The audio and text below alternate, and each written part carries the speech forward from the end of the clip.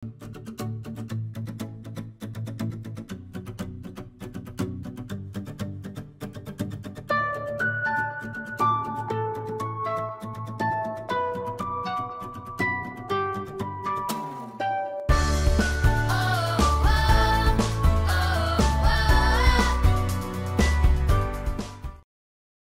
mayong adlaw kaninyong tanan mga igsoon, hinaot nga enjoy kamo pirmi sa inyo ang pakig-amigo, pakig-sandurot kang Holy Spirit kay siya man gyud ang gihatag sa amahan pinagi nga Kristo aron mutabang kanato, no? Siyang maglipay, siyang magtambag, siyang mulaban, ugiya, siyang mutudlo. Tudloan kita niya sa tanang kabutang. Siyang magpahinumdum mga nakatuna na nato nga atong nalimtan. Hallelujah. Siya po nang mukuha sa dugang pa nga naa sa poder samahan. Siya po dapod. Kadto sa still so many more. Nga ginahimo niya o gusto niyang himuon sa atong tagsa-tagsa ka mga kasing. O na nga, kinahanglan gayon makig-amigo kita. Hallelujah. Karong gabi, karong adlaw, karong tagna, akong isgutan ang unsay dili nato buhaton ngadto kang Holy Spirit. Kasunod unsay buhaton nato kaniya. But if you are following carefully, no, daghan naman tag mga paghisgot sa unsay buhaton nato kay Holy Spirit. Kung kalimot mo, usa katong ato yung i-acknowledge siya, ba? Till sa ato pag-acknowledge, welcome, magpasalamat pirmi, kaniya, kay ipuyugod siya din sa atong kasing-kasing. Uy, then ato siyang istoryahon, kanghang pakitabang kita kaniya, o dangup kita kaniya, ang ikaduwa, katulo ato siyang tugutan, allow him. Let him do his work, his glorious, marvelous, wonderful work. Bisan paglapas sa oras, isang 10 oras na, sige, larga, tugutan nato. Another thing we need to do is to ascribe to him the glory. Pero, tugutan paghihapon nato na sa mga susunod nga Domingo. But for today, unsay dili dapat nato himuon adto kang Holy. I believe it is so important, no? Kay pakig-amigo magud no, mag-desire ta nga ulalo mga atong pag-amigo with the person of the Holy Spirit. Pareha pod sa pagbisan kita nga tao ba? Maniid pod ta. O, maniid ta kay gusto man nato nga mulalo mga atong pagka-amigo niya. Panidaan po nato siya, suhituon nato siya, no? Unsa ang iya mga gusto, unsa ang iya mga gusto, no?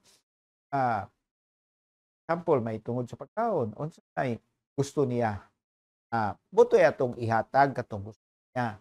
Unsa may di niya gusto kaunon, di siya ani. Dili nato ihatag, lang ka simple, no? Halimbawa, moadtog mga lugar, unsay gusto niyang suruyan nga mga sa gananan ng bukid adto sa dagat. Ganahan kay siya ng dagat. Dalaw na to siya sa dagat. Ana pa? Kay gusto man nato siya nga mahimong higala mula lumpa nga atong pakiigsaturot. So the same thing with the Holy Spirit, my dear brothers and sisters. We need to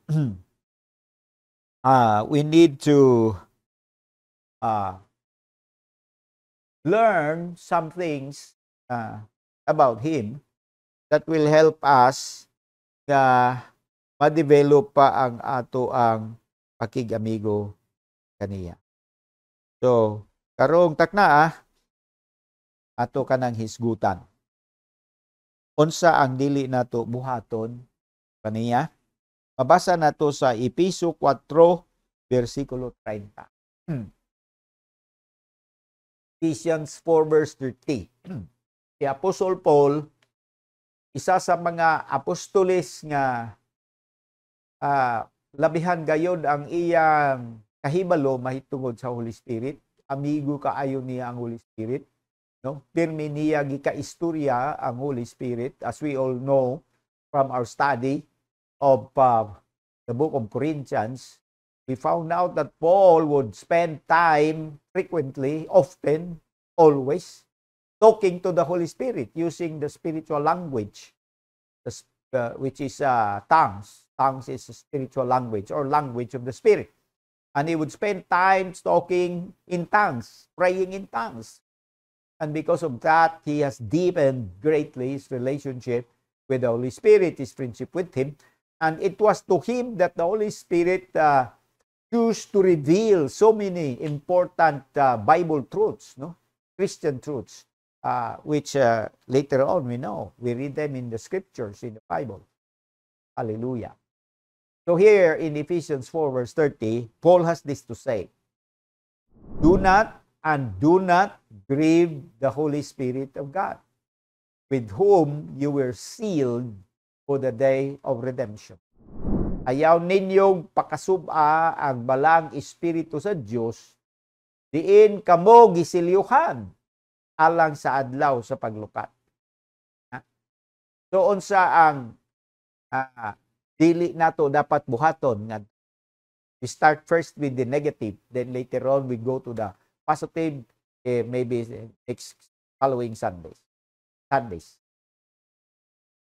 Unsa ang dili nato dapat buhaton? Dili nato siya pasubon. Let us not grieve. Do not grieve the Holy Spirit. Unsay bot ipasabot sa grieve? The word grief or grieve or grieving is used usually pag naay namatay or naay nawala. Ikan kanimo, when something is lost from you or gone from you, that is so important. Loss of a person or a loved one is one. But loss of a house, no? Your house cost millions, 35 millions, and then it was burnt down to ashes.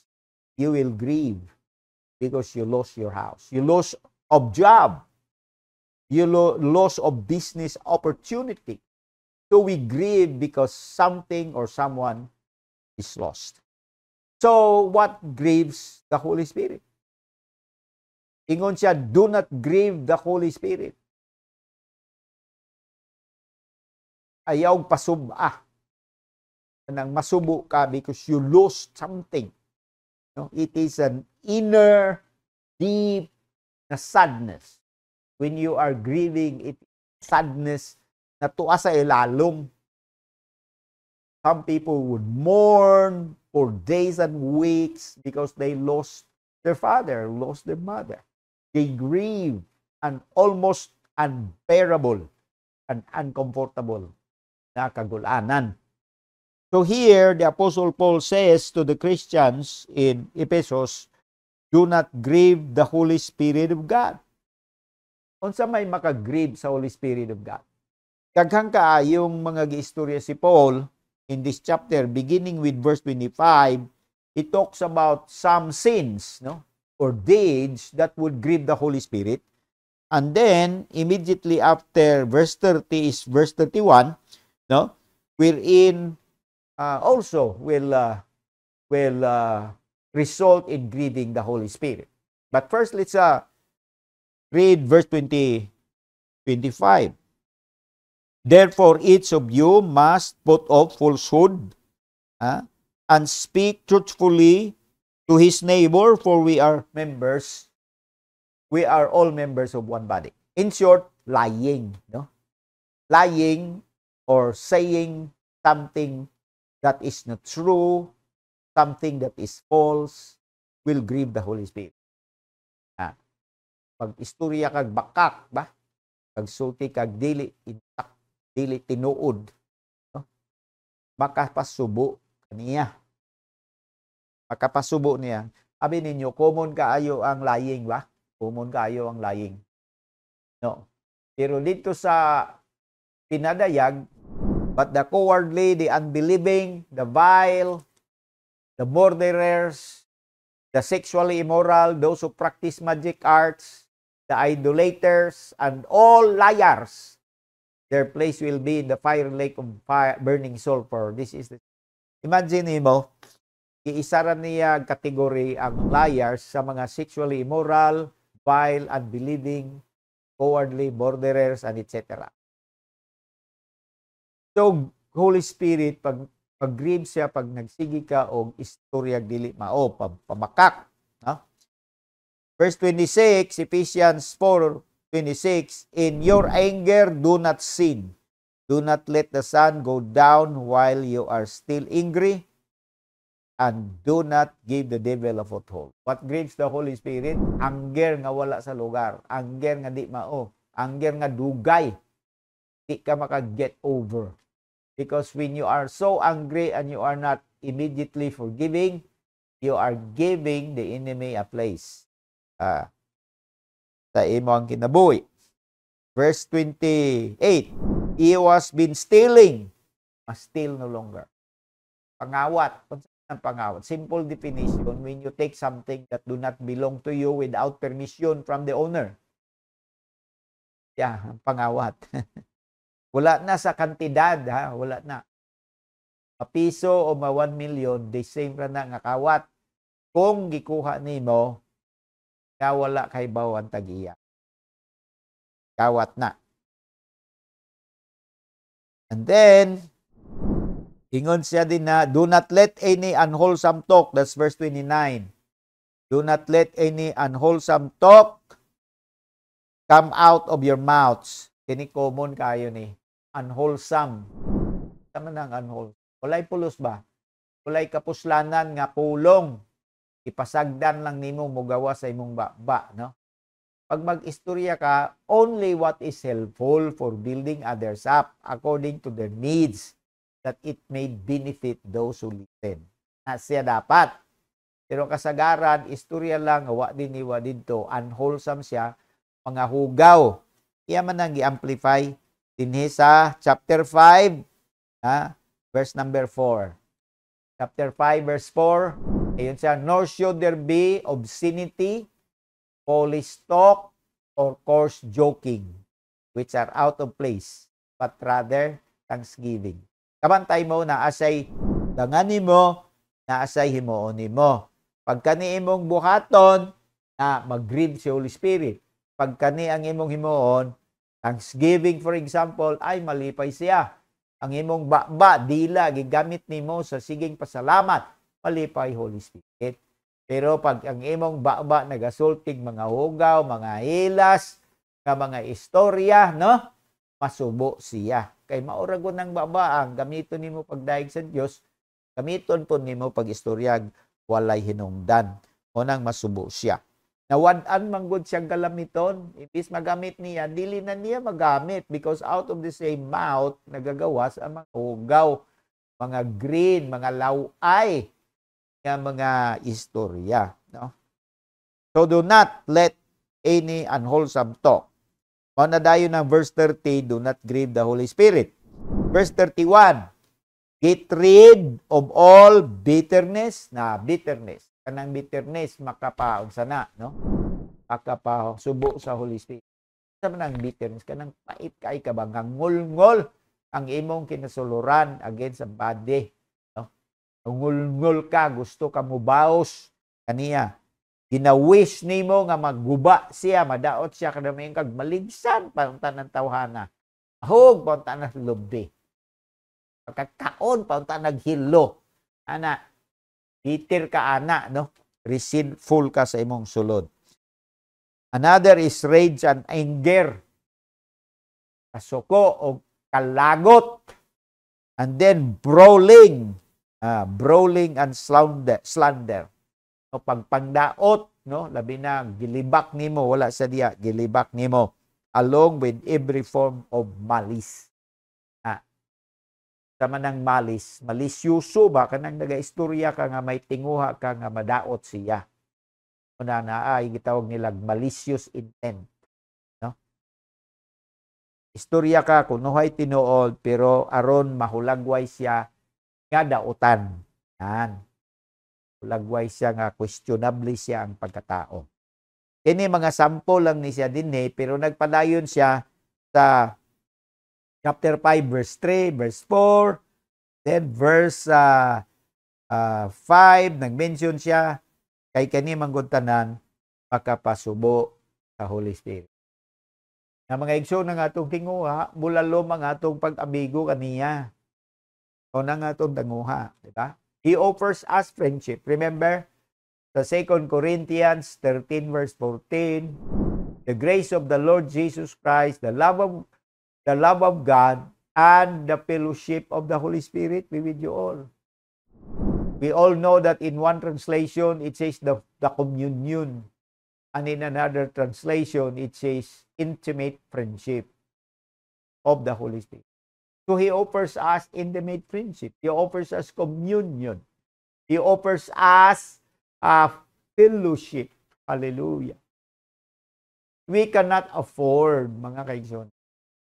Just nga ang Holy Spirit, mag-grieve siya, He cannot afford to lose us.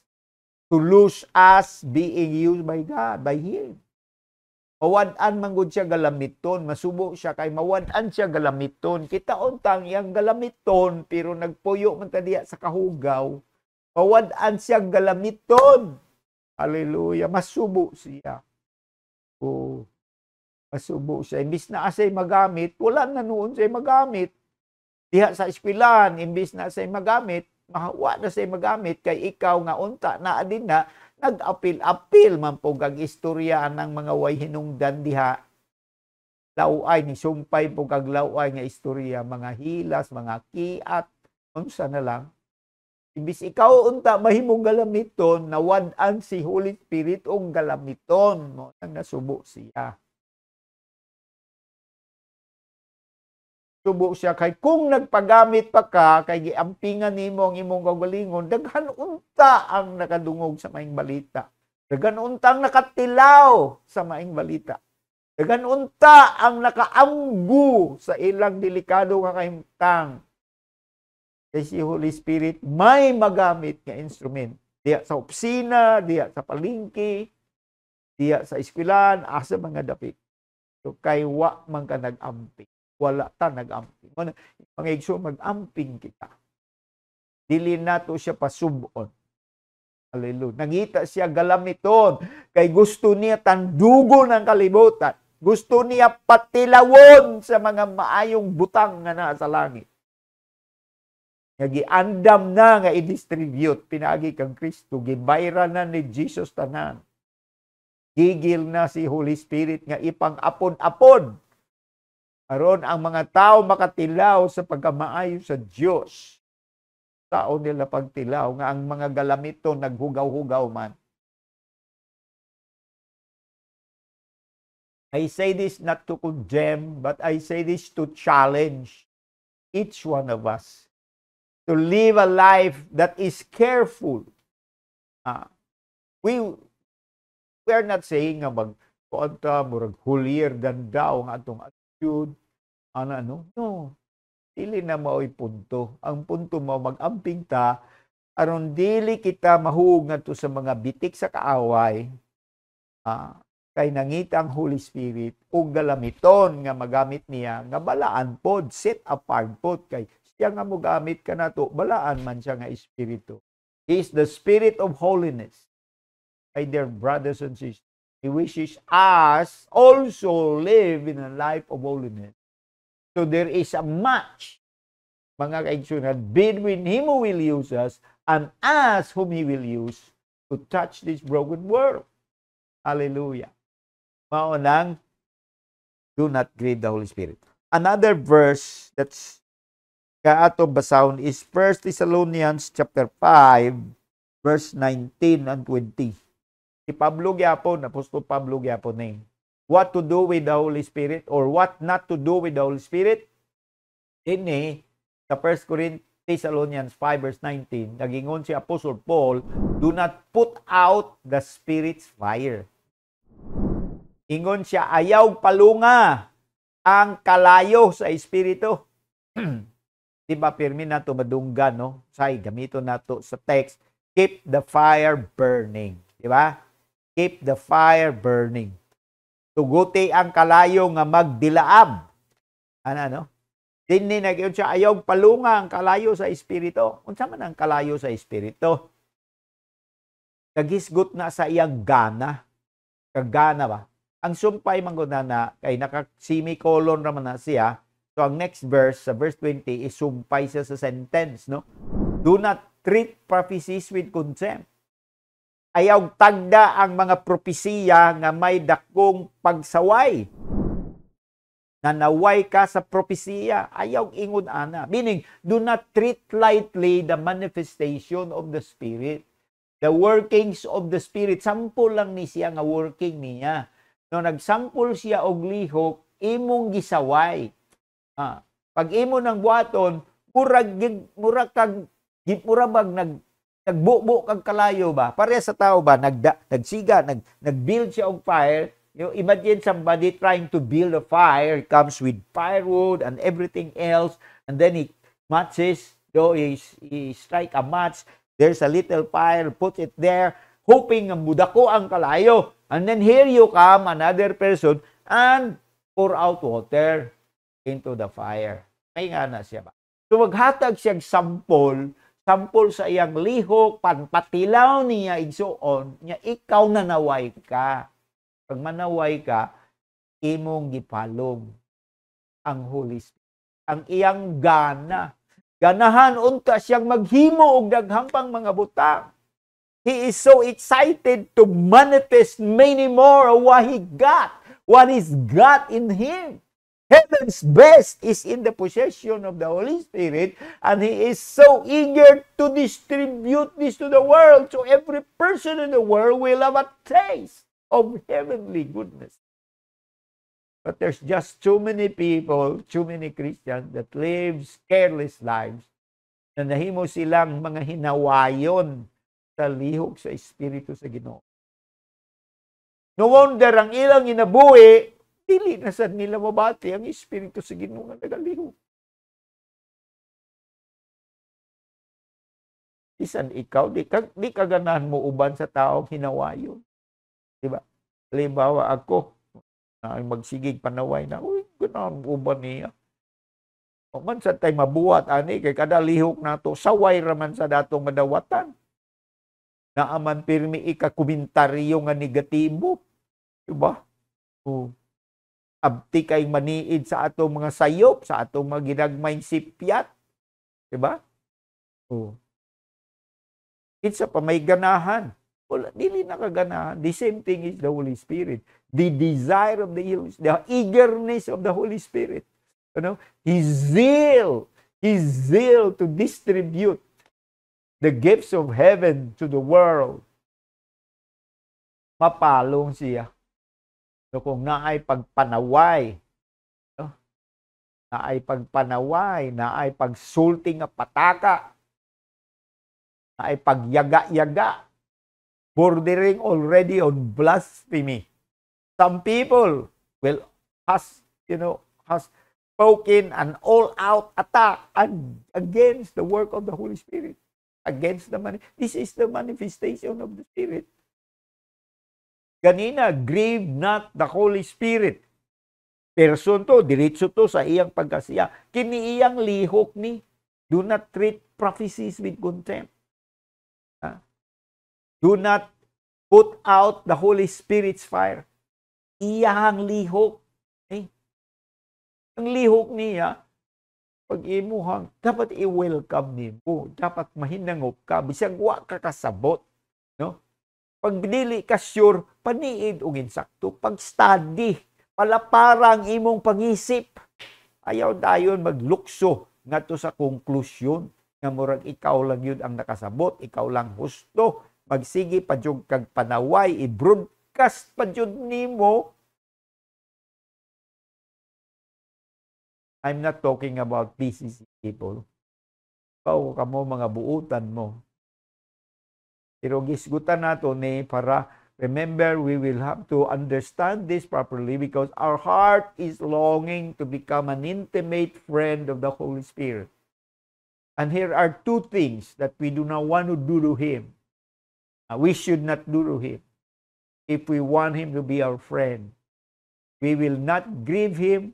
we will not put out His fire. Let's welcome His desire to manifest even in little matters, in little things. Do not criticize just for the sake of criticizing. Do not make a comment na unnecessary. Instead, long for an explanation from Him, just in case you do not understand. Just in case it doesn't fit your theology. Something is happening and does not fit into your theology. Do not jump on any conclusion yet. Study. Talk to the Lord. Research scriptures. Read history. Talk to some people. Kindly, gently, and humbly. I believe this is a very important lesson for all of us, mga igsoon. No? Labi na katong mamasubo siya, no? Istorya bitaw na ito, wa din ko ba? Hala, sige lang yung istorya, mga nonsense na istorya. Wala na kinanglana for that moment, mga igsoon. Nauntay importanteng topic nga dapat isgutan, nahurot ang oras kay niya may isa nga hala ganahan magpakatok, ganahan magsigig istorya guwa din. We need to walk carefully with the Holy Spirit. Remember, these are lessons we learn from the study of Galatians. You know, we need to live by the Spirit or walk by the Spirit. We need to be led by the Spirit. We need to keep in step with the Spirit. And then we need to keep sowing in the Spirit. Galatians 6 verse 7. Hallelujah. And I believe as we learn these things and put them into practice, acknowledging our shortcomings and our faults here and there, being humble and broken at all times before Him, carrying always the death of Jesus wherever we go, longing for the genuine and authentic move of the Spirit. Wala dili tag gusto lang mo maging controversial for the sake of controversy. No? Wala tay plano mag-gimmick-gimmick lang, mga igsoon, para lang makakuhag attention. No. When it is not genuine, dili na mo yatong gusto. Pero pag genuine siya, even though how scared we are and how inexperienced we are in handling these things, we will welcome it simply because it is genuine and it comes from God. Nga kay dili pa man kayo tayo nga naka-expert, we have to walk carefully in this way. Along this line, we have to walk carefully. Kay gusto man nato, maamigo nato ang Holy. Diba sinyang nagpataka ta, kasaway ta sa iyang liho, mga propesiya atong gisaway. Mga pagsultig laing pinulungan atong gisaway. Mga pag-ampo nga uban sa pagtuo atong gisaway. Simple kay wala na tinuod. Daghang ay ito mga misconceptions sa mga igsoon. Nag-apil ako kaninyo kay gusto nato ikaw, ako, kitang tanan. Sinabisi maamigo nato pag-ayo. He is a person that is unique. He is very gentle and kind. He is gentle and kind.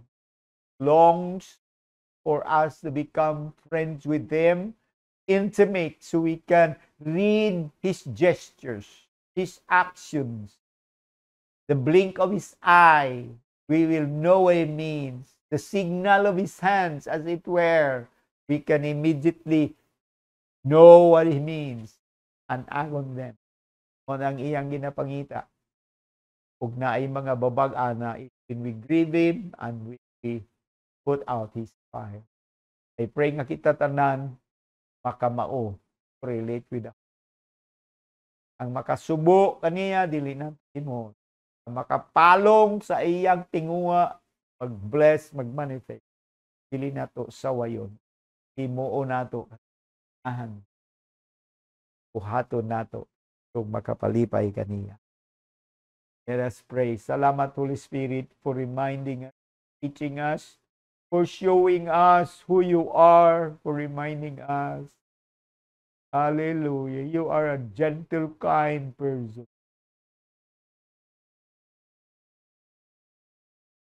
ay ka masuko dahil mapalong ang imong di man sad kaluuran. Uran is a different thing. But you have this unique feeling towards your people. Gusto nimo nga kami ready tanan gamit ni kung asa kami na malingki lang ni nag-adto lang sa mall pero mapuslan mi nimo kay ready man mi pantay man mi nag-amping man mi ihok sa mga pagpanu. One reason you cannot use us to speak your word proper time at the proper moment. Kaya nga mong mga baba wala pabutang sa limpyo nga si sa ang panahon nagalito kini ugaw nga mga Spirit. Thank you for help. Thank you for cleansing us from the inside out. Holy Spirit, we welcome you at this moment. Limpyuwi kami sa kinasuluran. Limpyuwing amo mga ngabel pariya sa gibuhat nimo kay Isaiah Ginoo. Gilimpyuhan nimo, gipasuan nimo og baga ang iyang ngabel. Sa diyang nisyagit siya, oh, depart from me, O God. For I am a man of unclean lips and I live surrounded by unclean people. Aw ginoning respond, naglupad ang sirapim, nagkuhag baga dito sa hudno. Ug gipasuan ang iyang ngabel ug ikaw nagingon, from today I have cleansed your lips, I have cleansed your life. Do the same para kanamo Ginoo, para mahimo kaming ready mo every moment nga magalamito nimo sa paglihok dinhi sa yuta. Salamat kaayo, Holy Spirit. Thank you kaayo. Salamat nga with you there is no condemnation, with you there is no judgment. Instead, you are full of love and compassion. You are teaching us, Lord. You're not condemning us, you're teaching us. You're convicting us. Kay usay, sobra ra ka flippant ang among mga paglihok-lihok. Wala kayo, mabinantayon, among mga lihok o mga we say sorry sa imo, dear Lord. And ask that you will help us. Help us. That's the only way, O Lord, is for you to help us. On our own, we will never make it. We are aware that we're made of clay, so brittle and fragile, O Lord. Hallelujah. But thank you. I-appeal gyapon mini. Salamat kayo, Lord. I pray ng tanang mga busy people. Lord God, I speak favor, blessing sa matagusa, Ginoo. Di kang karon ma-conscious ang matagusa. Kanimo, Holy Spirit, nga nangandoy nga mo gamit sa mong kinabuhi mo, ginabalaan nimo nga mong mga ngabil, nga mong mga kasing-kasing, nga mong mga lihok, bisan nasa ka. E nangandoy ka nga may maggamit ikaw nga balaan nga panudlanan. Hallelujah. Salamat, Lord. Thank you kayo, Lord. Amen.